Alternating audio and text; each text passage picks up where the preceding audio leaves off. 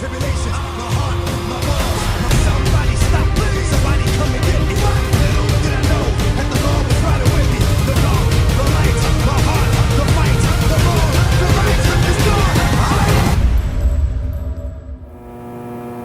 Welcome back, ladies and gentlemen, to another JVS movie review. Today, we are viewing one of the latest from Saban Films, and this one is called Dig. And here's a quick synopsis of it. Held hostage by a dangerous couple, a widower and his daughter must work together to outsmart their captors and survive the night. This is directed by K.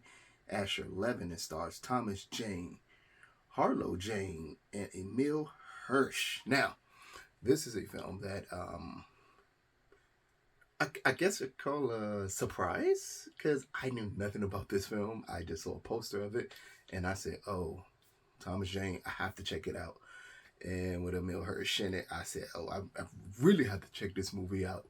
And I'll start off by saying the first truly impressions of this film is that if you're looking for that comfort Saturday afternoon type of film where a lot of heavy thinking isn't necessary, but it gives you just enough action, just enough thrills in it to keep you intrigued in it. That is what Dig is. As from the beginning, we're introduced to Harlow Jane and Thomas Jane as Thomas goes to rescue his daughter from this bar.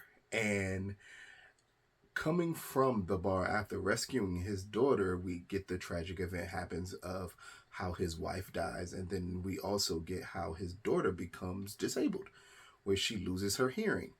And from those aspects of it, then we are reintroduced to Jane's character years later. And it's just him and a friend rehabbing a home. And in the sense of rehabbing a home, they find out that this is a stash house, not necessarily just a regular home. And then that's when the kookiness comes in. And around this time, we get Emile Hirsch character and his girlfriend character introduced into it, and they're both insane. Let's just start off truly by saying they're both insane. This is not a movie that you have to think heavily about. It's as simple as guy wants to do good. Guy finds a home. Home turns into a stash house. And then it's, hey, let's put the money back. Act like we were never here. Too late for all of that. Captors show up. And the rest is just them surviving these captors who are absolutely kooky and crazy. That's the basis of this movie. It is not much to think about. And that's, again, what makes this a guilty Saturday afternoon type of pleasure of a film, is that there's no thought behind this one at all. And I don't mean that in a negative way.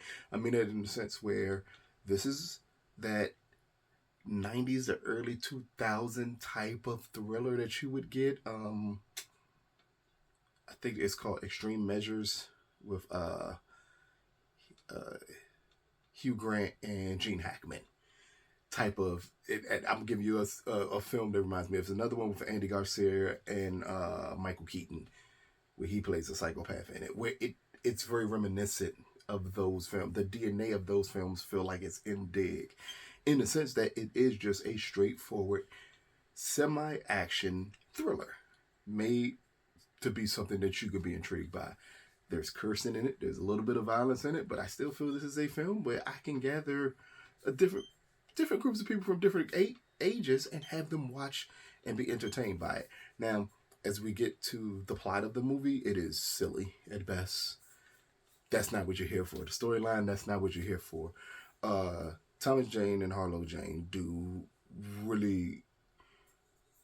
a lot to attempt to carry a film with a very limited plot.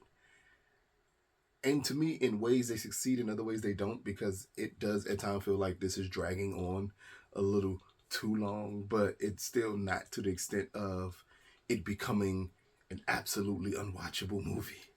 Not that long, but it is very close to it. But these two give solid performances that are intriguing enough to make you continue to watch it. Another film I would thought there was like a breakdown with Kurt Russell. That's what they kind of brought and reminded me of, especially Thomas's character as the doting dad here. It reminded me of that Kurt Russell character when he was looking for his wife, and just the lengths he went to protect his wife is the same lengths we get from Thomas Jane character to protect his daughter. So all of that blends well together here. But again, this is not. If you're looking to be blown away by performances, if you're looking to be blown away by a plot, a story, direction, none of that exists here. It is serviceably directed, but I don't think it's a lot for a film like this for a director to do. You're really just straightforward shooting this type of film. And this type of genre of film, it's a guilty pleasure of mine. Like, I like just the simplistic nature of these type of films where I don't have to put on my thinking cap to get anything out of it. This was just as simple as, hey, this is happening, this is what's gonna happen, and this is how this should end. And granted, it's extremely predictable, like all of this genre of movies is. So nothing caught me by surprise the entire time, but nonetheless, it kept me intrigued enough to make me continue watching it. And I think that's the goal of Dig. Dig is a film where it's intriguing just enough that you'll continue to watch it. And it gives you a semi-satisfying ending, which is not the norm out of this genre. Sometimes with films of this nature, you get a very disappointing ending. Here with Dig, while it's very predictable what happens, you don't get it. It's not disappointing what happens. The best way to put it is, sometimes we kill directors for overdoing things.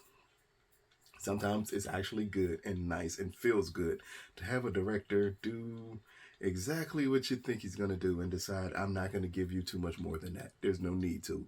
They'll give you too much more, is going to really turn this a horrible movie. So they did just enough story, plot, and direction-wise to get you to the finish line of the movie, but never attempted to make this movie anything grander than it is. And to me, I don't need you to. This is, again, the type of film I would grow up and watch on television in Saturday afternoon with a snack or something around the television and truly enjoy it. And that's what you're going to get from Dig. Grant, not the best movie, but definitely entertaining enough to keep you intrigued. So, Dig, again, brought to you by Saban Films. This comes out on VOD September the 23rd out of a possible 10. I'm going to give Dig a 7 out of 10. And again, it's